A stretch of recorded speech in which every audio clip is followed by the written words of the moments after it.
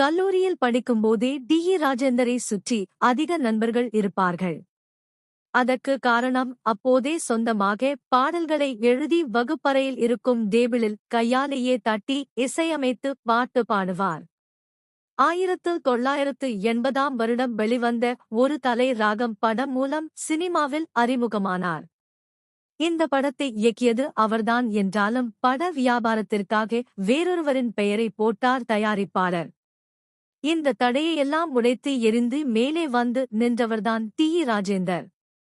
கதை, திரைக்கதை, வசனம், இயக்கம், ஒளிப்பதிவு, இயக்கம், கலை, எடிட்டிங், நடிப்பு, தயாரிப்பு என திரையுலகம் தொடர்பான எல்லா துறையிலும் திறமை பெற்று சகலகலா வல்லவனாக இருந்தார்.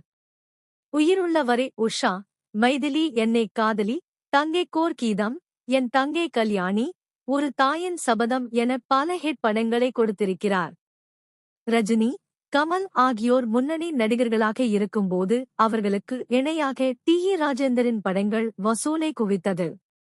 எங்களுடைய கட்அவுட் இருக்கும் இடத்தில் ராஜேந்தரின் கட் அவுட்டை பார்த்து நானே ஆச்சரியப்பட்டேன் என சமீபத்தில் தக்லை பட விழாவில் கமல் கூட பேசியிருந்தார் என்பது 90களில் ராஜேந்தர் இசையில் உருவான பாடல்கள் ரசிகர்களிடம் பெரும் வரவேற்பை பெற்றது. இளையராஜா இசையமைத்த பாடல் கேசட்டுகளை விட ராஜேந்தரின் கேசட்டுகள் அதிகம் விற்பனை ஆனதாக கூட ஒரு செய்தி உண்டு. இதில் ஆச்சரியம் என்னவெனில் ராஜேந்தர் முறையாக இசையே கற்றவர் இல்லை. அவருக்கு எல்லாமே கேள்வி ஞானம்தான். அவருக்கு இசை என என்ன தோன்றுகிறதே அதையெல்லாம் ரசிகர்களுக்கு கொடுத்தார். இவரின் பாடல்களுக்கென்று தனி ரசிகர் பட்டாளமும் இருந்தது. சிம்புவை சின்ன வயதிலேயே சினிமாவில் அறிமுகம் செய்து வைத்து அவரை உருவாக்கினார். காதல் அழிவதில்லை படம் மூலம் சிம்புவை ஹீரோ ஆக்கியவரும் இவர்தான்.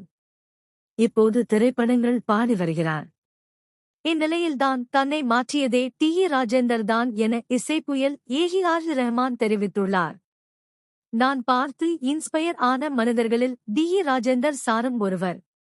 இளையராஜா, எம்.எஸ்.வி சார், கே.யு.வி மகாதேவன் சார் என பலரிடமும் நான் வேலை செய்திருக்கிறேன்.